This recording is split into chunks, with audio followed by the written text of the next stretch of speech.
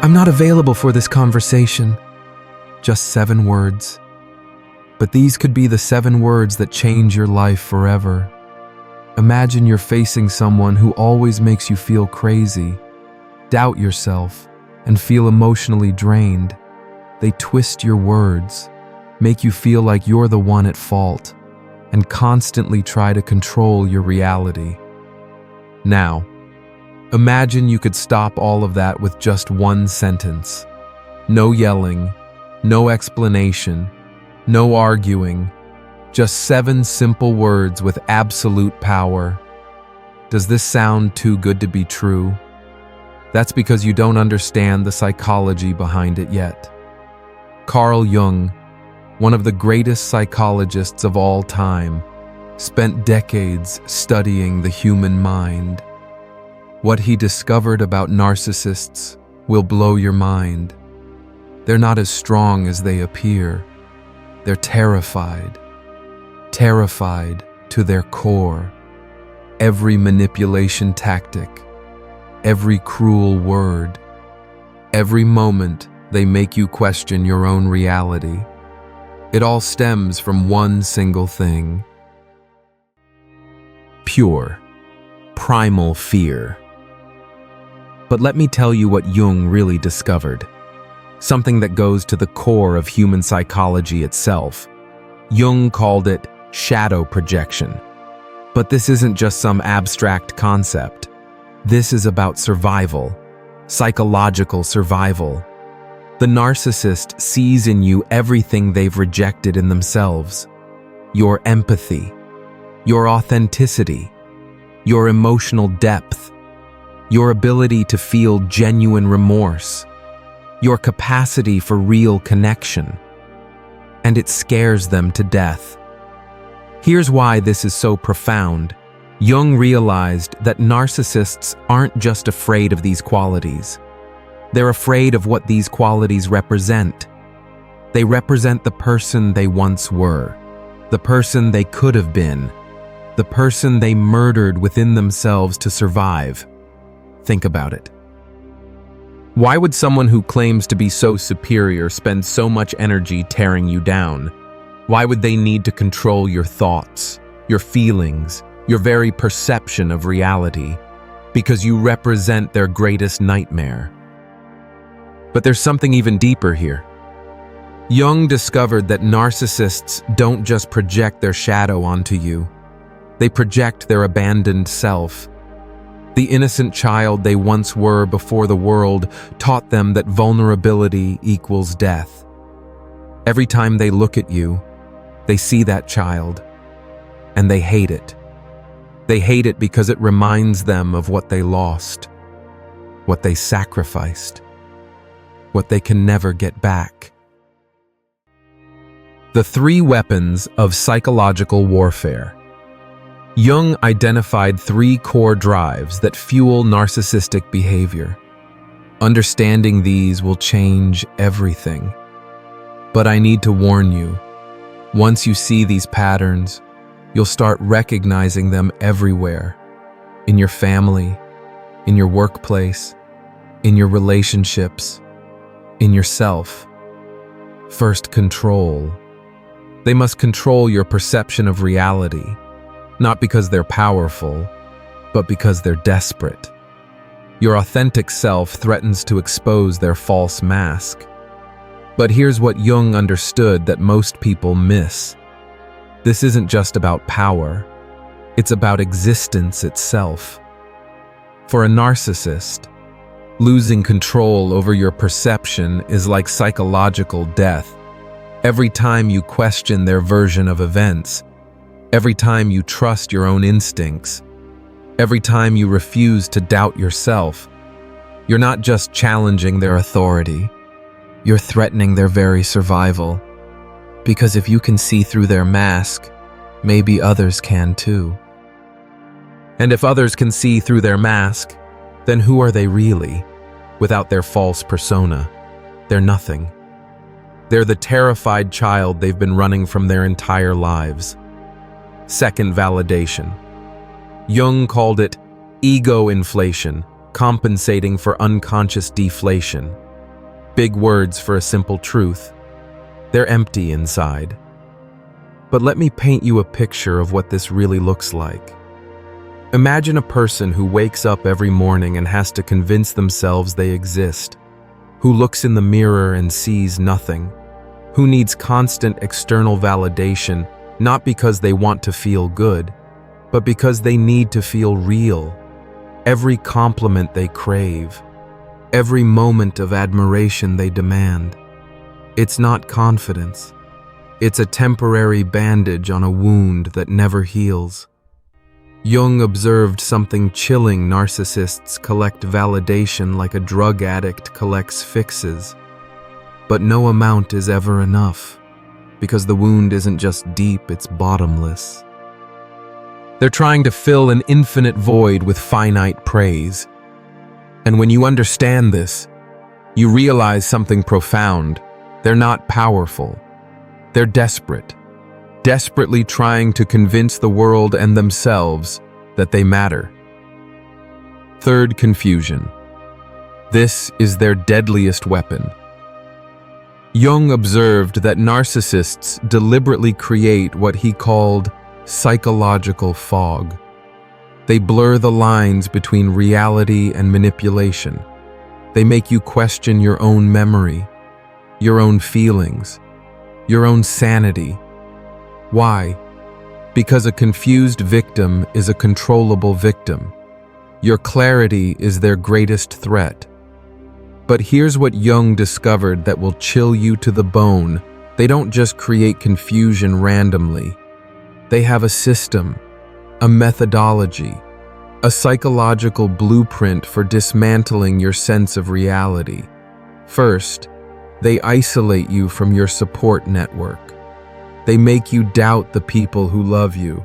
They poison your relationships with subtle suggestions and manufactured drama. Then, they rewrite your history. They gaslight you about events that happened. They make you question your own memory. They plant seeds of doubt about your own perceptions. Finally, they replace your reality with theirs. They become your only source of truth, your only interpreter of events, your only guide through the maze of confusion they've created. And once they've achieved this level of psychological control, they own you completely. The emotional vampire's feeding pattern. Here's what Jung discovered that will blow your mind. Narcissists are emotional vampires, but they don't just drain your energy randomly. They have a specific feeding pattern. Jung called it unconscious participation. But let me break this down for you in a way that will make your blood run cold. Every time you argue with them, every tear you shed, every desperate explanation you give, you're not just feeding their ego, you're feeding their shadow. You're giving them the emotional energy they need to maintain their false self.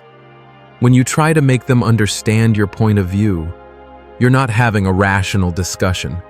You're participating in a psychological ritual, a ritual designed to transfer your life force to them. Think about how you feel after an argument with a narcissist. Drained, confused, questioning everything. That's not an accident. That's the intended outcome. Jung observed something he called unconscious participation mystique. You become psychologically entangled with their distorted reality. You start living in their world instead of your own. But here's the truly disturbing part: they know exactly what they're doing. On some level, they understand the psychological mechanics of this exchange. They know which buttons to push, which words to use, which emotional triggers will get you to participate. They've studied you. They know your insecurities, your fears, your deepest wounds, and they use this knowledge like a weapon. But here's the revolutionary part. The moment you stop participating, their power begins to crumble. Jung discovered something that explains why it's so hard to break free from narcissistic manipulation. He called it archetypal possession. When you're caught in the web of a narcissist, you're not just dealing with one person. You're dealing with an archetypal pattern that's as old as humanity itself. The pattern of the predator and the prey, the parasite and the host. Jung realized that narcissists unconsciously activate what he called archetypal complexes within their victims. They trigger your caretaker complex, your rescuer complex, your need to be needed complex. They make you feel like you're the only one who can save them, the only one who truly understands them, the only one who can heal their pain. This isn't love, it's psychological entrapment. And the more you try to save them, the more entangled you become. The more you invest emotionally, the harder it becomes to walk away. The more you sacrifice for them, the more you have to justify your sacrifice. Jung called this sunk cost psychology, but it's more than that. It's a form of psychological Stockholm syndrome. You become emotionally bonded to your captor. Jung discovered something that changes everything. He called it conscious detachment. This isn't emotional numbness. It's not becoming cold or uncaring. It's something far more powerful. It's what Jung described as individuated consciousness. But let me tell you what this really means, because this is where the magic happens. Conscious detachment means you can observe their behavior without being emotionally hijacked by it. You can see their manipulation tactics without absorbing them. You can witness their projection without internalizing it. It's like watching a movie instead of being in it. You can see the plot. You can predict the ending. But you're not emotionally invested in the outcome. This drives narcissists to absolute desperation. Why? Because according to Jung, they need your unconscious participation to maintain their inflated ego. Without it, they're forced to face something they've been running from their entire lives.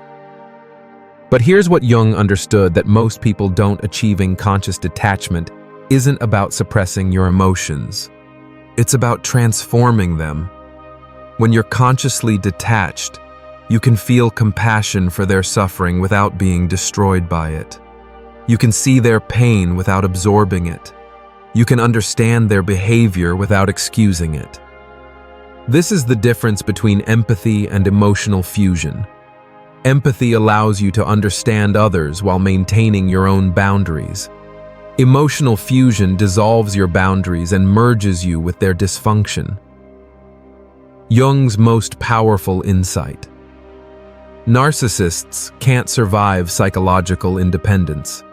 When you stop seeking their validation, when you stop explaining yourself, when you stop trying to make them understand your truth, you become what Jung called psychologically unavailable for their manipulation. But wait, there's more. The neurological reality of abuse. Jung didn't have access to modern neuroscience, but what he intuited about psychological manipulation has been confirmed by brain imaging studies. When you're caught in a cycle of narcissistic abuse, your brain literally changes. The constant stress floods your system with cortisol, shrinking your hippocampus, the part of your brain responsible for memory and emotional regulation. This isn't just psychological, it's physiological. The confusion you feel isn't a weakness, it's brain damage. The difficulty making decisions isn't character failure, it's a neurological impairment. But here's what's truly remarkable. Jung understood this connection between psychology and physiology long before we had the technology to prove it. He knew that psychological trauma creates physical changes in the brain. He knew that repeated manipulation literally rewires your neural pathways. He knew that breaking free requires more than just willpower. It requires rewiring your entire nervous system. And he developed techniques for doing exactly that. The 7 words that shatter their reality. Jung discovered one sentence that completely disrupts what he called the narcissistic participation mystique. This sentence doesn't attack their ego. It doesn't trigger their defenses. It doesn't give them ammunition to use against you. Instead, it does something they cannot psychologically handle. It creates an impenetrable boundary they cannot manipulate. The sentence is, "I'm not available for this conversation." 7 words. That's it. But let me tell you why this sentence is so psychologically devastating. When you say these words, you're not just setting a boundary. You're declaring your psychological independence. You're announcing that you exist separately from their reality. You're asserting your right to have your own thoughts, feelings, and perceptions. This is what Jung called individuation in action. But here's what's really happening on a neurological level when you refuse to engage with their manipulation. You're breaking the neural pathways that have been conditioned to respond to their triggers. Every time you don't react to their provocation, you're strengthening the neural pathways associated with self-control and emotional regulation. Every time you maintain your boundary, you're literally rewiring your brain for freedom. Jung observed that narcissists depend on pulling you into what he called circular psychological entanglement. Endless conversations that go nowhere but drain your energy and sanity. These conversations aren't random. They're carefully designed to keep you trapped in their reality, to keep you explaining yourself, to keep you seeking their approval, to keep you doubting your own perceptions. When you say, "I'm not available for this conversation," you're doing something revolutionary. You're withdrawing your psychic energy from their manipulation. Jung called this conscious non-participation, and he discovered it's the narcissist's greatest fear. The psychological mechanics of boundary setting. Let me break down exactly what happens when you use this sentence. First, you're refusing to participate in their psychological game. You're not taking the bait. You're not engaging with their provocation. You're not giving them the reaction they need to maintain their sense of power. Second, you're asserting your autonomy. You're declaring that you have the right to choose what conversations you participate in. You're claiming ownership of your time, your energy, and your emotional resources. Third, you're creating what Jung called psychological space. You're inserting a pause between their stimulus and your response. You're giving yourself time to think, to breathe, to choose your next move consciously rather than reactively. But here's the truly profound part: you're also modeling healthy behavior. You're showing them what a boundary looks like. You're demonstrating that it's possible to exist without being controlled by another person's emotions. This is what Jung called therapeutic modeling. Sometimes the most healing thing you can do for someone is to show them what psychological health looks like. Why this sentence is psychological kryptonite. Think about it. This sentence cannot be argued with. It cannot be manipulated or twisted. It's not an attack on their ego, so they can't play victim. It's not an explanation, so they can't confuse or gaslight you. It's not an emotional reaction, so they can't use it against you. It's simply a boundary. And Jung discovered that healthy boundaries are kryptonite to narcissistic manipulation. But here's what's really happening on a psychological level. When you refuse to participate in their drama, they experience what Jung called ego deflation anxiety, the terror of facing their authentic, wounded self. Without your participation, they're forced to confront the void they've been running from their entire lives. But there's something even deeper here. Jung realized that narcissists are addicted to what he called negative attention. They'd rather have you angry at them than indifferent to them. They'd rather have you fighting them than ignoring them. Because negative attention is still attention. And attention is what they need to survive psychologically. When you withdraw your attention, when you become psychologically unavailable, you're not just setting a boundary. You're cutting off their supply. You're forcing them to face the one thing they can't handle, their own emptiness. The escalation that proves it's working. Jung predicted exactly what happens when you use this phrase consistently. He called it shadow projection intensification. When narcissists sense they're losing psychological control, they temporarily increase their manipulation tactics.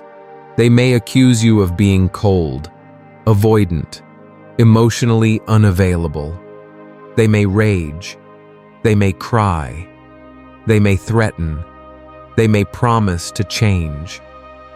This reaction is actually proof that your boundary is working. But let me tell you what's really happening during this escalation phase. They're experiencing what Jung called narcissistic injury. Their ego is being wounded by your refusal to participate in their psychological games. They're feeling abandoned, rejected, and powerless. And like any wounded animal, they become more dangerous before they retreat. This is why Jung emphasized the importance of consistency. You can't use this boundary once and expect it to work. You have to maintain it through the storm of their escalation. But here's what Jung discovered that will give you hope. The escalation always ends. It has to, because it's not sustainable. They can't maintain that level of intensity indefinitely. And once they realize that your boundary is truly impenetrable, they'll move on to an easier target. According to Jung, this escalation occurs because you've disrupted their psychological homeostasis, the balance of power they need to maintain their false self. But here's what Jung discovered that will give you hope. Consistency in maintaining this boundary leads to what he called psychological individuation. You reclaim your authentic power. Every time you calmly repeat, "I'm not available for this conversation," you reinforce your psychological independence. You're training your nervous system to remain calm in the face of manipulation. You're building what Jung called psychological muscle memory. Jung observed that narcissists eventually realize they cannot penetrate this boundary. They may try new manipulation tactics, but your consistent refusal to engage breaks what he called their projection hook, their ability to psychologically entangle you in their distorted reality. Gone. The neuroscience of boundary maintenance. Recent neuroscience research has confirmed what Jung intuited about boundary setting. When you consistently maintain boundaries, you're literally rewiring your brain. You're strengthening the neural pathways associated with self-control, emotional regulation, and autonomous decision-making. At the same time, you're weakening the neural pathways associated with people-pleasing, emotional reactivity, and external validation seeking. This is what neuroplasticity looks like in action. Your brain is literally changing structure to support your psychological freedom. But here's what's truly remarkable. This process doesn't just protect you from narcissists. It makes you more resilient to all forms of manipulation and psychological pressure. You develop what Jung called psychological immunity, the ability to maintain your center regardless of external chaos, the declaration of psychological sovereignty. Jung said this sentence is more than words. It's a declaration of psychological sovereignty. You're announcing that your psychic energy is no longer available for their manipulation, their chaos, their emotional vampirism. But let me tell you what sovereignty really means in this context. Sovereignty means you own yourself, your thoughts, your feelings, your reactions, your choices, your life. It means you're not a puppet on their strings. You're not an extension of their ego. You're not responsible for their emotions or their self-esteem. You're a separate, autonomous human being with your own inner life and your own right to exist. This terrifies narcissists because it forces them to confront their deepest fear, psychological abandonment. Not the loss of you specifically, but the loss of their ability to avoid facing their shadow through manipulating others. But Jung's final insight will change everything you thought you knew about dealing with toxic people. The transformation that makes you immune. When you consistently maintain this boundary, you achieve what Jung considered the highest form of psychological development individuation in the face of manipulation. You become what Jung called psychologically whole, someone who cannot be fractured by another person's unconscious projections. But let me tell you what this transformation really looks like. You stop taking their behavior personally. You understand that their cruelty is about them, not you. You see their manipulation as a symptom of their illness, not a reflection of your worth. You develop what Jung called compassionate detachment. You can feel sorry for their suffering without being destroyed by it. You can see their pain without absorbing it. This transformation doesn't just protect you from one narcissist. It makes you immune to narcissistic manipulation entirely. You develop what Jung termed conscious recognition. The ability to spot projection, manipulation, and psychological games before they can hook you. People who master this boundary become what narcissists fear most: psychologically unavailable targets. You're no longer someone they can drain, confuse, or control. You've reclaimed what Jung called your authentic psychological authority, the ripple effect of psychological freedom. But here's something Jung discovered that will amaze you when you achieve this level of psychological freedom. It affects everyone around you.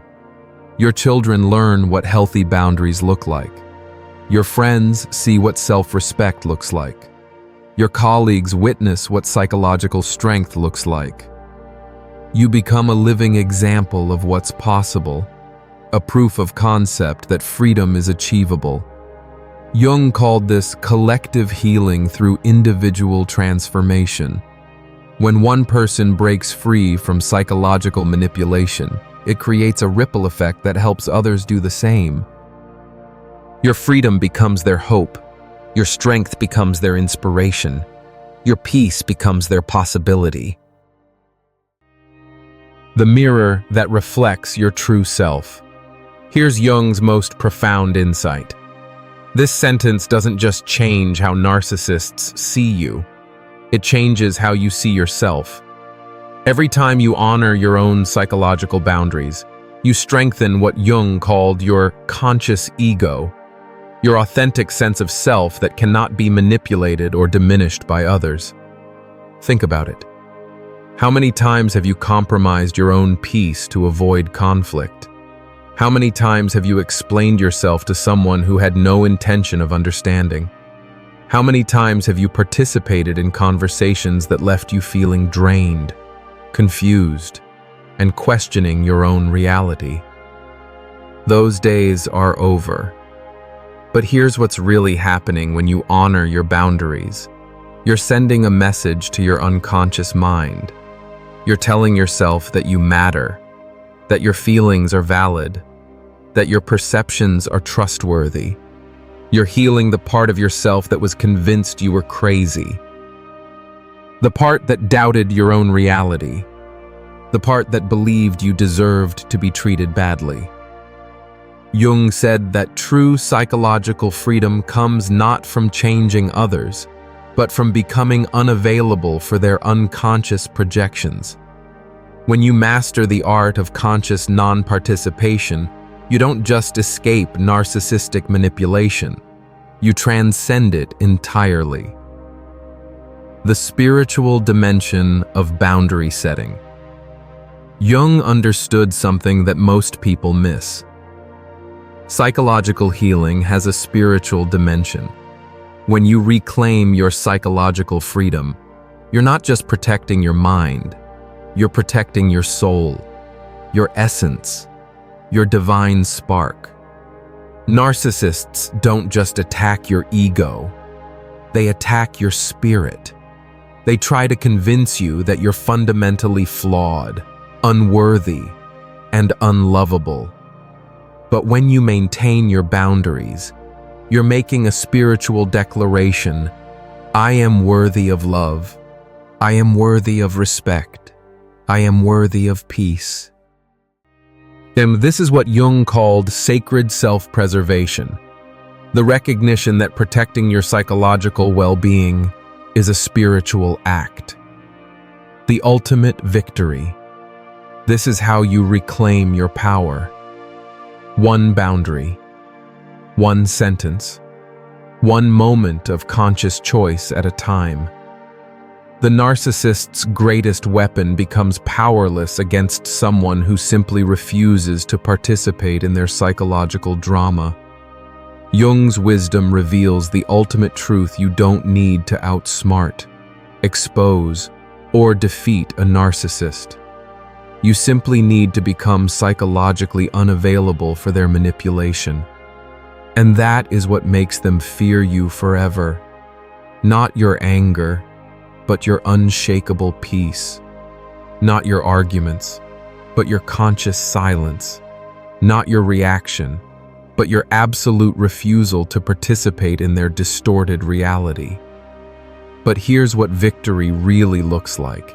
It's not about winning against them. It's about winning back yourself. The moment you truly understand this, you've already won. Because you've remembered who you are. You've reclaimed your right to exist. You've stepped back into your own power. And once you remember who you are, no one can ever take that away from you again. Living in your new reality. Picture this: the next time they try to pull you into their chaos, you simply say those 7 words. I'm not available for this conversation. Watch their faces change. Watch them scramble for a new approach. Watch them realize that their old tricks no longer work. But more importantly, feel what happens inside you. Feel calm. Feel the strength. Feel the peace that comes from knowing you don't have to participate in their drama. You're not the same person who used to get caught in their web. You're not the same person who used to doubt your own reality. You're free. And freedom, once tasted, can never be forgotten. Jung believed that this kind of psychological freedom was the birthright of every human being. The ability to live authentically, without being manipulated or controlled by others' unconscious projections. You have that power now. You've always had it. You just needed to remember how to use it. The legacy of liberation. When you master this boundary, you're not just freeing yourself. You're breaking a generational cycle. You're refusing to pass on the trauma that was passed to you. Your children will grow up knowing what healthy boundaries look like. They'll learn that they don't have to tolerate abuse. They'll understand that they're worthy of love and respect. This is what Jung called ancestral healing. When you heal yourself, you heal your lineage. You break the chain of dysfunction that may have been passed down for generations. Remember, this isn't about revenge. It's not about punishing them or making them suffer. It's about reclaiming your own life. Jung understood that narcissists are wounded people who wound others. But understanding their pain doesn't mean you have to be their victim. You can have compassion for their suffering while still protecting your own psychological well-being. You can wish them healing while refusing to be their source of supply. This is the essence of conscious detachment. This is the power of psychological sovereignty. This is how you win without fighting, how you heal without hatred, how you reclaim your power without becoming like them. The narcissist's greatest fear isn't your anger, it's your peace, your unshakable, unmanipulatable, authentic peace. And now you know how to achieve it. I'm not available for this conversation. 7 words. 1 sentence. Your freedom. The question is, are you ready to use it? Are you ready to step into your power? Are you ready to reclaim your life? Are you ready to become the person you were always meant to be? The choice is yours. It always has been. And now you have the tools to make it. Thank you for staying with me through this exploration of the deepest truths about narcissistic manipulation and psychological freedom. If you found value in today's discussion, don't forget to subscribe and share this with someone who might benefit from it. Remember, your psychological freedom is not just a gift to yourself, it's a gift to everyone whose life you touch. You have the power to break the cycle. You have the power to heal. You have the power to be free.